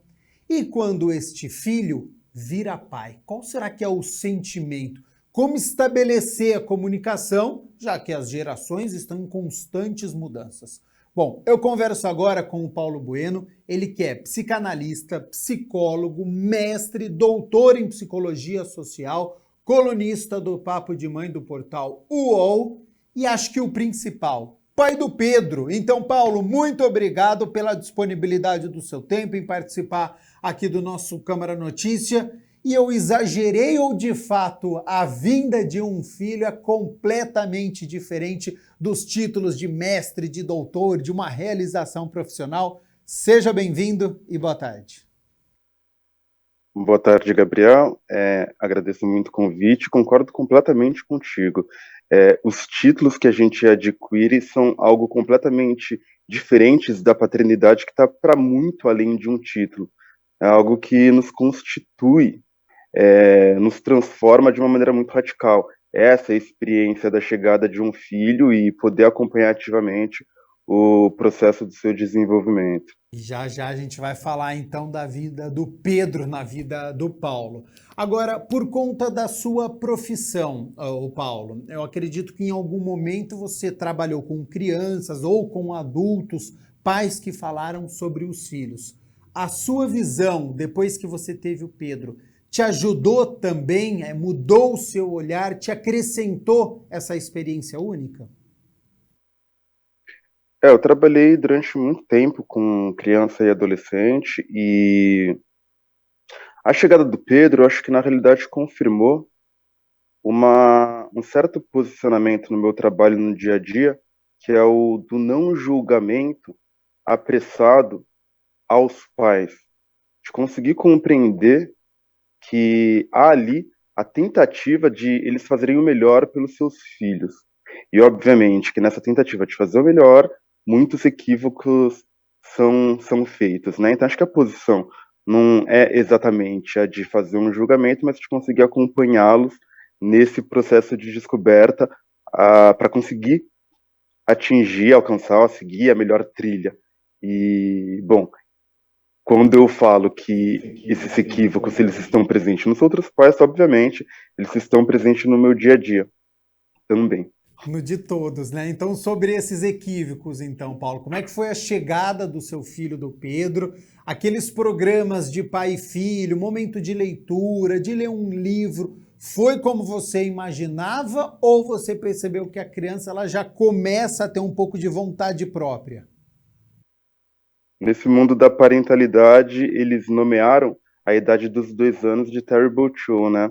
Em uma das crônicas do livro, eu faço uma brincadeira que, na realidade, são os 2 terríveis segundos, os primeiros segundos de vida que a gente pega no colo, os 2 primeiros minutos do banho, as 2 primeiras horas, os 2 primeiros dias, semanas e daí por diante. E terríveis à medida que nos coloca desafios que a gente não está preparado para conseguir responder à altura a esses desafios. A gente está com uma roupa de inverno indo para uma jornada de verão. Bom, é isso, né? São muitos desafios, mas ao mesmo tempo são muitas delícias. Então a gente precisa tomar cuidado para não colocar o nosso terrible, o nosso terrível, que vem da nossa boca, na boca e na vida dos filhos. O terrível acho que está mais da nossa parte do que da parte deles. Você acha que é preciso encontrar um equilíbrio entre só romantizar, mas também só não ficar nessa parte do terror que muita gente fala, e aí começa a pesquisar na internet, e aí acha que é muito mais difícil do que realmente é, esse equilíbrio que acho que é o ponto? Sim. Eu acho que é uma busca de equilíbrio, sabendo que a gente não vai encontrar o ponto exato do equilíbrio. Mas eu concordo completamente contigo. Ocultar essa dimensão das dificuldades cotidianas é bastante problemático. E é problemático em qual medida? Porque acaba fortalecendo sempre que há um modo ideal de fazer. Há pais e mães ideais que a gente não vai conseguir alcançar no nosso dia a dia. Então é importante a gente ter espaços coletivos de troca em que falemos sim também das dificuldades. E a tentativa do livro é poder colocar algumas dessas dificuldades ao mesmo tempo, fazendo com que essas dificuldades cotidianas não ocultem o outro lado, que são das delícias. E quando e por que você decidiu lançar o livro Coisas que Pedro Me Ensina? Bom, primeiro o início da escrita, eu queria fazer um pequeno dicionário das palavras que ele começava a ensaiar, a balbuciar, e depois acabou se transformando em pequenas histórias que eu publiquei nas redes sociais. Teve um retorno bastante interessante, até que eu fui convidado pela editora 106 para fazer a publicação do livro. E também fui convidado a publicar as minhas crônicas na coluna do Papo de Mãe da UOL. E o resultado da publicação do livro está sendo muito maior do que eu esperava. Em qual medida? Como eu havia dito, é uma conversa entre pais, uma conversa para adultos, conversa para pessoas que pensam a maternidade, a paternidade, a parentalidade de um modo geral. E com o livro físico, está chegando em pessoas que não eram os alvos primeiros. Me refiro às crianças. O Pedro tem lido o livro dele na escola junto com a professora, que é um amor, até mando um beijo para ela, Mira. Ela está lendo crônica a crônica, dia a dia com as crianças, elas estão adorando. Uma das crônicas eu relato uma experiência minha de criança, né, em que eu colo um doce na cadeira de uma criança, de uma outra criança. E os amigos do meu filho vieram me cobrar essa travessura que eu fiz quando eu tinha, 5 anos de idade. E eu fiquei morrendo de vergonha, né, e tendo que falar para eles, olha, eu fiz isso, mas não façam da maneira que eu fiz. Esse feedback, esse retorno, eu acho que é sensacional, né? Porque acho que o autor, quando ele está escrevendo o livro, ele está pensando, às vezes, num foco, mas às vezes com a nossa realidade. Cada um interpreta de uma maneira, às vezes não era para criança, mas a criança acaba lendo, acaba gostando, acaba tendo uma outra visão. Isso eu acho fantástico em livro. O que o leitor ele vai encontrar nesse livro, no Coisas que o Pedro Me Ensina? São crônicas de uma paternidade? É uma leitura leve? É divertida? Ou você pensou em um leitor refletir sobre as relações? Muito interessante porque o livro ele acompanha diferentes idades do Pedro, né? Começa ali com os 3 anos, quando ele tinha 3 anos, em que ele já falava frases completas, e por isso acabava motivando histórias e diálogos com ele, e passa para os 4, 5 e chega até os 6 anos de idade. à medida que se desenvolve o livro, também acaba se desenvolvendo e amadurecendo essa função, né, de escritor, de cronista. Então, aquilo que começa sempre com tiradas muito curtas, normalmente bem-humoradas, vai chegando já próximo aos 6 anos de idade em crônicas mais sólidas, que trazem um outro nível de reflexão sobre a parentalidade. Então, eu acho que tem um pouquinho de cada um, Gabriel. Isso é sensacional. Conseguir aliar essas duas coisas, isso é fantástico. Paulo, infelizmente o nosso tempo ele já está se esgotando. Para nós encerrarmos, então 2 questões. A primeira, para quem está interessado no livro, para quem quer ler um pouquinho mais, onde que encontra a história? Encontra no site da Editora 106, também está na Amazon, em algumas livrarias. Na Amazon tem tanto o e-book como o livro físico. Já está na lista dos mais vendidos, estou muito feliz com isso.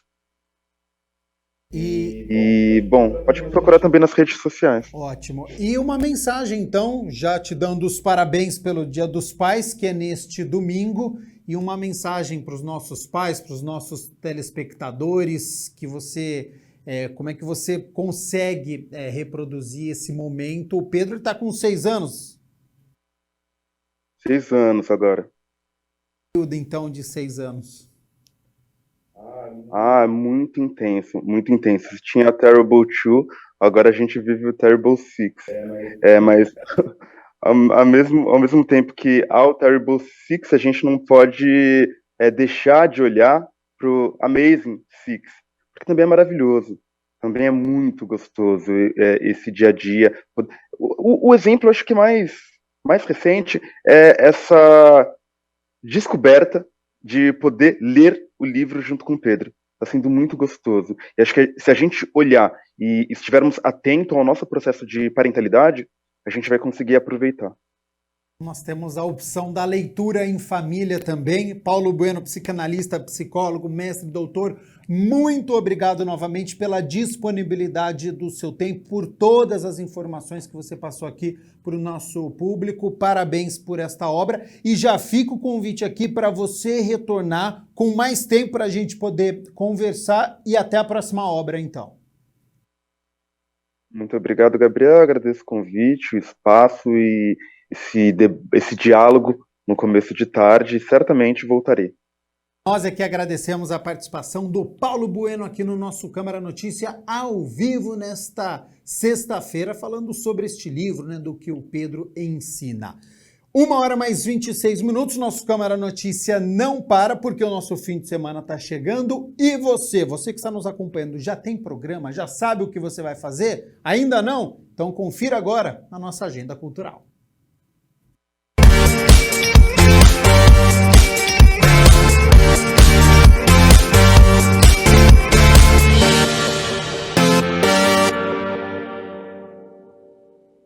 Olá, estou de volta com mais uma agenda cultural e hoje o nosso tema principal é ilusão e nós estamos no museu.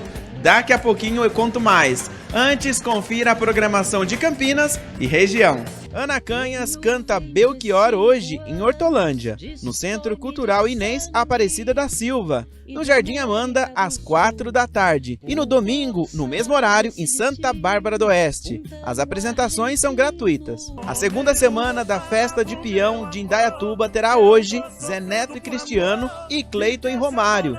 E para fechar o evento no sábado, vai ter shows de Jorge e Matheus, Douglas e Vinícius, Márcio e Douglas. Hoje o cantor Zé Cabaleiro se apresenta no Caminda Boulevard, que acontece no Parque Hopi Hari, em Vinhedo. Vai ser às 10h30 da noite. Sábado, a Orquestra Petrobras Sinfônica apresenta em Campinas um concerto com músicas da banda inglesa Queen, interpretadas em formato sinfônico. Vai ser no Teatro Castro Mendes, às 8 da noite. Sábado também terá o grupo Fat Family no Clube Fonte São Paulo, em Campinas, a partir das 8 da noite. Ainda no sábado, vai ter o cantor Davi Sabá em Campinas. vai ser no Brazuca a partir das 10 da noite. A programação de sábado segue com a festa no Beach, em Valinhos. Presença confirmada de Felipe Ret, a partir das 8 da noite. O cantor Alexandre Pires traz seu baile do Nego Velho 2 para Paulínia neste sábado. A abertura da casa é às 7 da noite. Domingo, a cantora Adriana Calcanhoto se apresenta com a orquestra Petrobras Sinfônica em Campinas. Vai ser no Teatro Castro Mendes, às 6 da tarde. Oi Campinas, tô chegando, hein? Eu sou a Mariana Xavier e eu quero convidar vocês para o meu novo espetáculo, a comédia Antes do Ano que Vem. Pra gente se divertir, se emocionar bem juntinho, dias 12, 13 e 14 de agosto no Teatro Oficina do Estudante Iguatemi. Os ingressos já estão à venda e eu tô esperando vocês. Um beijo. Tem exposição no Césia Moreiras, Terra, Terreno, Território. A artista utiliza duas técnicas de impressão do século XIX para propor uma reflexão sobre como é ser indígena em grandes cidades no século XXI. E eu quero convidar vocês para a temporada do espetáculo Monstra. Esse espetáculo faz parte do projeto Monstra, que foi contemplado com o edital PROAC Cidadania, Cultura, LGBTQIA+, gente. Então, assim, a gente vai entrar em temporada agora em agosto, a partir do dia 11. São 6 dias de apresentação na Sala dos Toninhos, em Campinas. Então, por favor, gente, não vamos perder, vamos convidar todo mundo, chamar as amigas, enfim, vamos espalhar a Monstra por aí, tá bom, gente?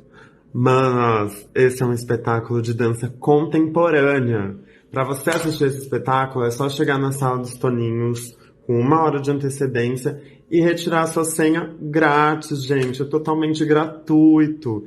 E após cada apresentação, vai rolar uma roda de conversa pra gente, não sei, conversar, bater um papinho, falar sobre o espetáculo, sobre o processo criativo.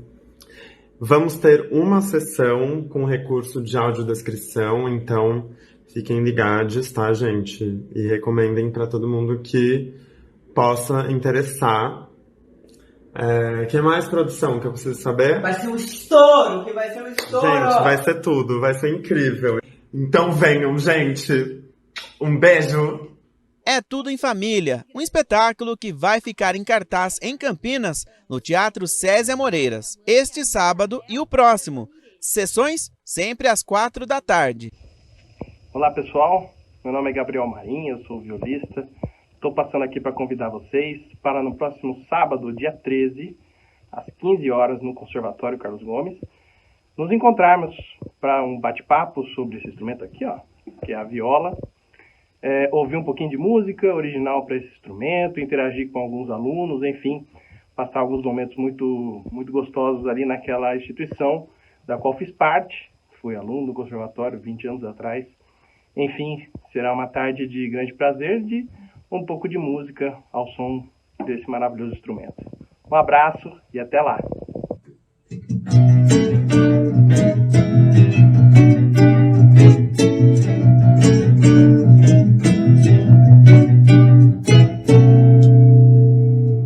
Olá, eu sou Guilherme Ribeiro. E eu sou Fernando Baeta. E a gente está aqui para convidar você para a 3ª edição do Sonâncias, que vai acontecer neste sábado, dia 13/8, às 20 horas, na Coros Escola de Música em Campinas. E nessa edição a gente vai ter como convidado especial o saxofonista Felipe Salles. E essa edição do Sonâncias vai ser dedicada inteiramente à música mineira.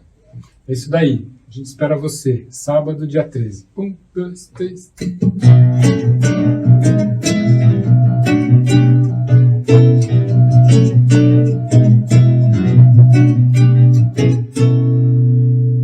O Museu de Arte Contemporânea de Campinas, o MAC, recebe este mês a exposição Paisagens sob Inventário. A mostra vai até 30 de setembro, de terça a sexta-feira, das 9 às 5 da tarde, com entrada franca. Oi, eu sou o mágico palhaço Pirilim. E eu sou o Fluffy. É isso aí, Fluffy. E nós vamos estar no Campinas Shopping no dia 14 de agosto, às 16 horas. Sabe aonde? No espaço Que Demais, fazendo um incrível show de mágicas para a criançada. Vai ser muito legal. E olha, o evento é gratuito, então as crianças podem trazer os papais e as mamães para se divertirem juntos, viu? Esperamos vocês lá então, hein? É isso aí, Fluffy. Tchau! Sábado às 8 da noite, a Orquestra Sinfônica de Indaiatuba apresenta obras de Mozart em sessão única e gratuita. Vai ser na Sala Acrísio de Camargo. Galera de Campinas, se liga nesse recado aqui, ó. Esse sabadão, dia 13, tem eu, André Sante, no Interiorano Comedy Club, tá? A primeira sessão já tá esgotada e a segunda sessão tem pouquíssimos ingressos. Últimos ingressos para a segunda sessão lá no Interiorano, ó. Se liga nas informações desse vídeo e compra rápido o seu ingresso. Valeu!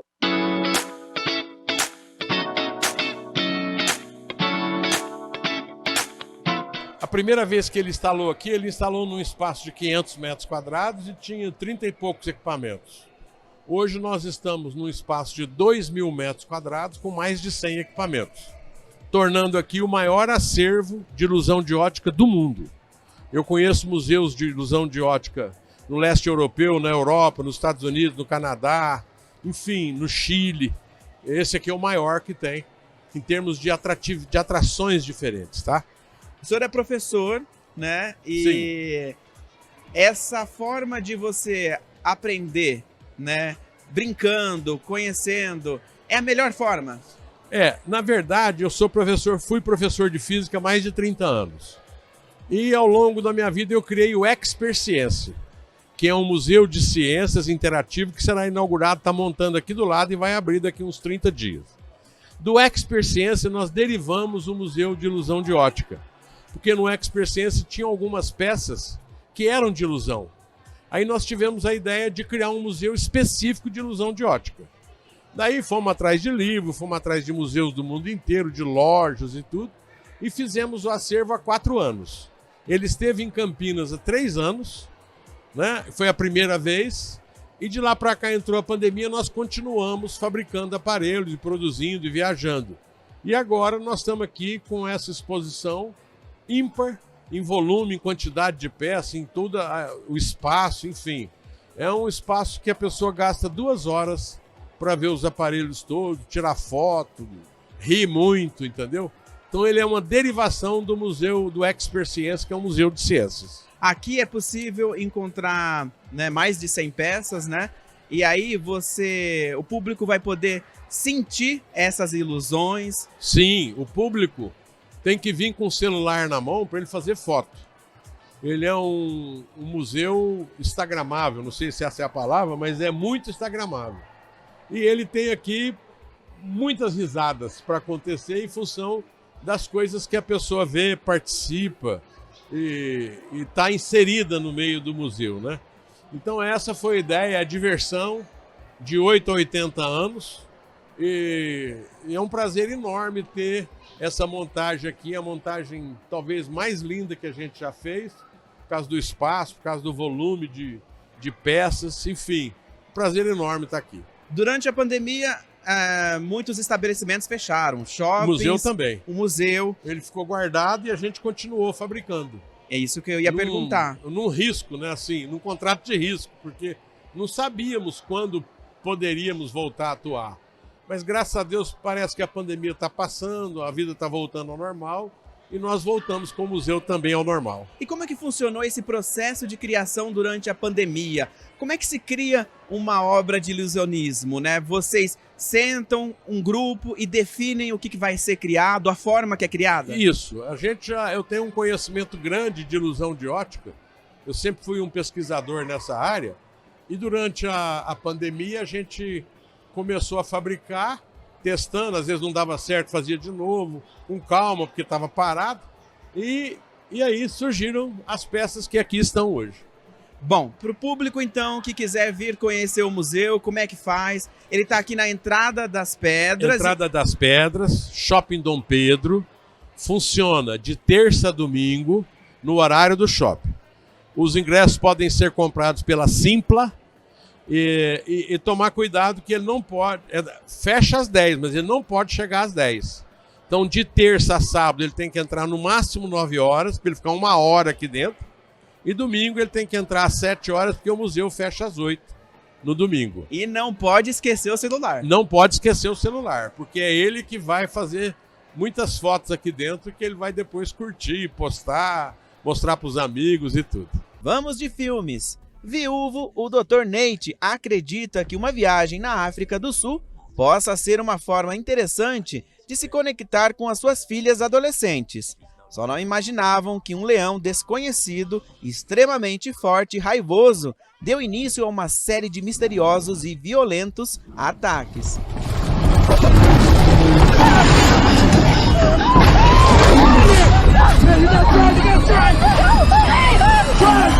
Rachel e Anthony perderam um de seus filhos após um trágico acidente. Apesar do luto, para dar continuidade às suas vidas, eles decidem mudar-se com Elliot, o gêmeo sobrevivente. O lugar escolhido foi onde seu marido cresceu. É maravilhoso e fica muito distante de onde viviam. No início, tudo parecia estar perfeito para os seus planos. O sonho do recomeço vira um pesadelo quando Rachel percebe algo estranho no comportamento do filho. Quanto mais tempo passa, mais ela desconfia que forças sinistras atormentam a família e querem dominar o menino. Okay, Hey. maybe I crashed all your car. Who are you talking to? You have some. Tom acaba de ter uma filha com Elisa. De uma hora para outra, ele descobre que sua vida já mudou. E ainda vai mudar muito mais. O problema é que ele não tinha simplesmente a menor ideia de como seria ser pai. Encantado e docemente enlouquecido com o prazer da paternidade, Tom começa a viver uma série de situações divertidas e inusitadas. Para o ímpar. Eu preciso de você mais perto. Eu ajudo bastante. Você me ajuda, Tom?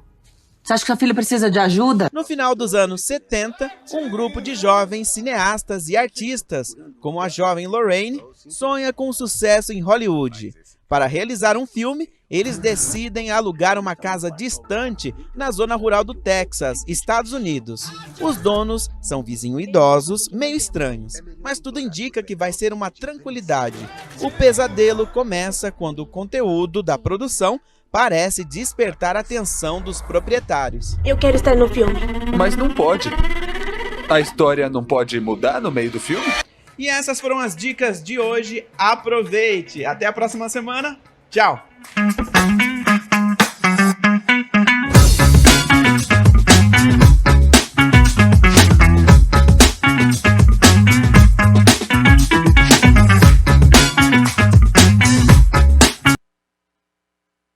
E por falar em cultura, o repórter Michel Amorim conversou agora há pouco com a atriz a Mariana Xavier, que está com a peça Antes do Ano que Vem, em cartaz aqui em Campinas, e a gente confere agora esse bate-papo especial.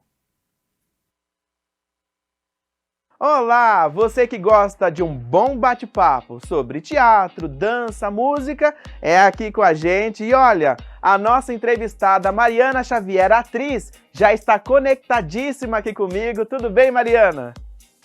Olá, Michel, que prazer falar com você. Tudo bem? Feliz de estar em Campinas, que é uma praça que prestigia tanto a cultura, né?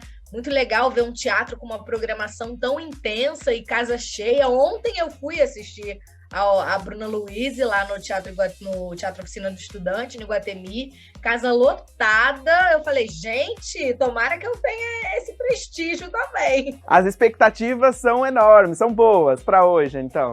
As expectativas são boas. Da outra vez que eu tive aqui, já faz uns 4 ou 5 anos, eu tive aqui com o meu outro espetáculo. Foi bem legal, assim. E esse projeto em especial, ele é assim, a paixão da minha vida no momento, né? Estou muito feliz, é muito desafiador. Meu primeiro espetáculo solo, eu faço 7 personagens, mudando ali na frente das pessoas, não tem troca de figurino, não tem nada, é só no corpo e na voz. Eu falo que é um crossfit teatral. Muito bem, muito bem. E aí a gente vai falar então sobre Antes do Ano que Vem, que é assim, tá na vida de muitas pessoas, de todas as pessoas, né? Então são situações. Sim, antes do ano que vem, são 7 personagens, como eu te falei, e é meio que impossível você sair do teatro sem se identificar com pelo menos alguma delas e as situações vividas ali, né? A personagem central é a Jesuíte, ela é a faxineira da Central de Apoio aos Desesperados. A Central de Apoio aos Desesperados é o nosso CVV da ficção, né? É o nosso CVV lúdico. E a Jesuíte é aquela típica mulher brasileira que tem que se dividir entre a vida profissional e os cuidados com a casa. Ela está ali, na noite de Réveillon, tentando terminar o trabalho dela para poder passar a virada com a família. Está ali terminando a faxina, mas preocupada se a cidra já está no gelo, se a mesa da ceia já está posta, se as crianças já tomaram banho. E aí, a psicóloga que deveria ficar de plantão, atendendo as ligações dos desesperados, não aparece para trabalhar. Não vou dizer por quê, não vou dar esse spoiler, as pessoas vão descobrir mais tarde.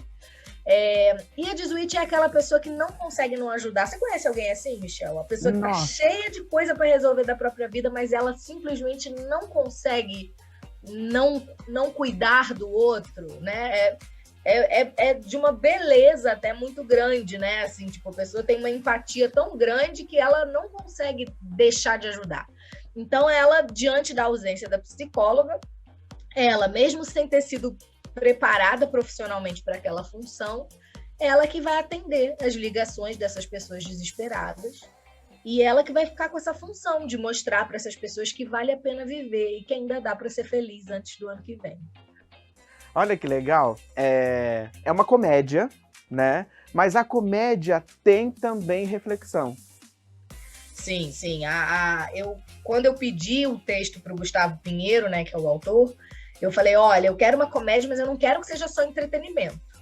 Eu quero que as pessoas se conectem com essa história, que as pessoas se identifiquem, se emocionem, que elas reflitam, que elas saiam do teatro um pouquinho transformadas. E tem sido muito bonito ver que isso realmente está acontecendo, né? As pessoas acabam, por me conhecerem muito por causa do Minha Mama Peça, né? Fica essa expectativa da comédia, tipo, as pessoas me leem como uma atriz de comédia, embora eu seja uma atriz de qualquer coisa. E aí as pessoas vão esperando que elas só vão vou só rir. E aí elas são surpreendidas ali por uma série de outras emoções que a gente consegue tocar através dessa história, assim, é muito legal, eu falo que é um carrossel de emoções, né, aquela coisa, você tá rindo, daqui a pouco tem uma lágrima brotando aqui, quando a lágrima vai escorrer, você já tá rindo de novo, né, então é uma experiência bem interessante, assim. Mariana, você disse aqui no começo da entrevista que são 7 personagens e que é um verdadeiro crossfit no palco, né? E para criar esses personagens, para a gente perceber essas nuances, né? Porque você comentou que não tem troca de roupa. Como é que você trabalhou essas nuances? Bom, eu tive 2 aliados, assim, essenciais nesse processo, né? O Márcio Vieira, que é o nosso diretor de movimento. As pessoas ficam, o que é a direção de movimento? Eu falo, é uma espécie de coreografia, mas num espetáculo que não é musical. Mas é quem me ajuda com esse gestual, a compor. Quem que é essa? É uma mulher chique, é uma mulher metida francesa, então ela vai ter um gestual mais lânguido, um gestual mais, né? E a outra, quem é? É a tia, é mais pesada, é mais cansada da própria idade. A gente foi compondo isso. E o Jorge Maia, que é o meu preparador vocal, porque a gente também teve que criar esses registros vocais diferentes, né? Então, uma tem a voz mais grave, a outra tem a voz mais aguda, a outra é bem carioca, sabe? Então, a gente vai criando... Tem uma que é mineirinha, que ela era cozinheira, ela perdeu o emprego e agora ela é atendente de telemarketing. Só que ela não aguenta mais a notícia ruim para as pessoas, entendeu? Que ela fica o dia inteiro falando, sua conta é atrasada, senhora, sua linha vai ser cortada, senhor. E ela fica muito desesperada, porque ela queria dar notícia boa para as pessoas também, entendeu? Então, assim, precisa acontecer essa transformação no corpo e na voz. E isso é muito legal também. As pessoas falam, gente, eu consigo enxergar as 7. Quando você virou ali, tipo, mudou a voz, eu já sei quem é. Isso é muito legal. Olha só, a gente entrevista aqui escritores, né? E aí eles falam um pouquinho do processo de criação do livro, de escrever o livro, né? Para chegar no palco, em cartaz, em Campinas, quanto tempo levou esse processo? Essa conta aí é até difícil de fazer, viu? Porque, assim, quando eu comecei a conversar com o Gustavo sobre esse texto em 2017. Então, só para a gente chegar num texto, numa história que a gente gostasse e tal, não sei o quê, foi quase um ano. Aí depois foi mais um tempão para a gente conseguir bolar e vai começar a ensaiar. Agenda de Lázaro Ramos, senhor meu diretor, é muito difícil. A pessoa faz 287 trabalhos ao mesmo tempo, então o homem é multifacetado. Aí, enfim, aí a gente começou mesmo a ensaiar, foi no final de 2019, ou seja, entre o texto ficar pronto e a gente começar a ensaiar, já foi 1 ano e meio, mais ou menos. Aí começamos a ensaiar em 2019, ensaiamos por cerca de 2, quase 3 meses, íamos estrear em janeiro de 2020, eu quebrei a perna. 6 dias antes da estreia. Que na época pareceu uma tragédia, né? Imagina, com a apresentação marcada, desmarca tudo, passagem comprada, não tem como pedir... Nossa, foi um horror. Mas hoje eu agradeço, porque eu falo que essa perna foi um aviso prévio da pandemia, sabe? Foi assim, minha filha, segura tua onda aí, não estreia não, que vai dar ruim ali na frente, você vai ter que parar. Então, segura tua onda aí, que a gente vai segurar essa peça para estrear no momento certo. Aí parou, fiquei totalmente sem perspectiva, pensei em desistir da peça. E aí depois fui recuperando, assim, né, a força, a vontade de fazer. Aí a gente voltou a ensaiar. No início de dezembro do ano passado, aí ensaiamos dezembro, janeiro e fevereiro, estreamos em março. Hoje, então... assim, é um longo período, né? Quem vê pronto não faz ideia. Como também quem vê pronto, um monólogo, não faz ideia da quantidade de gente envolvida naquele projeto, né? Porque normalmente os louros ficam só com quem tá no palco, quem tá em cena. Né? É a atriz, não, mas isso é fruto de um trabalho intenso de uma equipe enorme, assim. Só de empregos diretos a gente gera, sei lá, de 30 a 40, fora os indiretos, né? Então é muito importante falar isso. Ninguém brilha sozinho, né? Embora o ator esteja ali no palco, existe uma equipe enorme que sem ela nada acontece. Pela sua fala, dá para sentir um sentimento de celebração. Eu tenho essa paixão, né, pelo teatro, assim. Embora as pessoas me conheçam do cinema, da TV, é do teatro que eu venho. Eu comecei com 9 anos de idade. Então, estar no teatro eu falo que é regar as minhas raízes para elas continuarem fortes, assim. E, cara, não adianta. Eu adoro todas as vertentes da minha profissão. Mas a magia do encontro, a magia do ao vivo, ela só acontece no teatro. Não vai ligar ar-condicionado! É ventilador! Eu, hein, espaçosa. No Natal chegou antes das 5 da tarde pra pegar carona no nosso ar. Aí falou, deu a treta que deu. Pode dizer pra ela que são ordem de desuíte. Ar-condicionado no ano novo é de 11h30 à meia-noite e meia. E se reclamar, tu pega essa salada de batata, tu enfia na goela dela. Mariana, o pessoal que vai assistir você hoje, amanhã e domingo, né? Eu queria que você contasse das personagens que você faz, qual você se identifica, para na hora que a gente assistir, falar, olha, ela se identifica com essa personagem. Olha, eu tenho um pouquinho de todas elas, eu acho. Mas, assim, eu sou muito desuíte no meu dia. A desuíte que eu falo que é a personagem central ali, eu sou muito ela. Eu sou essa pessoa que escuta, que é conselheira, que dá conselho, que fala com todo mundo, que arruma tempo do além para poder atender as pessoas e falar, não, me conta, deixa eu te ajudar e tal. E só que eu tenho que, como a desuíte, eu também tenho que ficar ligada nos meus limites, porque às vezes a gente pensa tanto no outro que a gente se esquece da gente, né? E é um equilíbrio delicado, mas importante de fazer. Então, pessoal, não pode perder esse final de semana, não é? Isso, só esse final de semana aqui em Campinas. Hoje, sexta-feira, 9 da noite. Amanhã, sábado, às 9h30 e domingo, às 7h. 2 coisas importantes para a gente falar. Hoje, depois da sessão, tem um bate-papo incrível com o Alexandre Coimbra Amaral, psicólogo, escritor, e com a Ana Paula Caldas, que é uma médica neonatal e terapeuta gestalt. A gente vai trocar uma ideia sobre tudo que acontece na peça. Esses bate-papos têm sido sensacionais, a gente fez durante toda a nossa temporada em São Paulo. E domingo a gente tem intérprete de Libras, tradução em Libras. Então, se vocês conhecem alguma pessoa surda, fala para ela que ela vai ser bem recebida, vai ter espetáculo com acessibilidade no domingo. E os ingressos estão à venda pelo ingresso digital. Mariana, quero agradecer a sua participação aqui, né, por separar esse tempinho para bater esse papo com a gente. Muito obrigada, espero todos vocês lá. Tenho certeza que quem optar por passar esses minutinhos com a gente vai sair de lá diferente, vai sair de lá com o coração quentinho. Tenho certeza de que vai valer cada minutinho. Um beijo e sucesso! Um beijo, obrigada! E a gente fica por aqui, até a próxima! Tchau, tchau!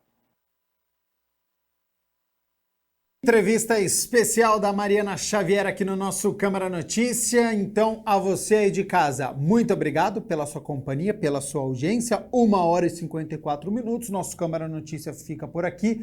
Continue na TV Câmara Campinas, hein? Coladinho aqui com o nosso telejornal. A partir das 2h da tarde, tem a reunião da Comissão Permanente de Educação e Esporte, que é presidida pelo vereador Gustavo Petto. Então, tem reunião ao vivo. A gente segue acompanhando aqui na TV Câmara Campinas. Ótimo fim de semana e nos vemos na segunda-feira ao meio-dia. Até lá. Tchau, tchau.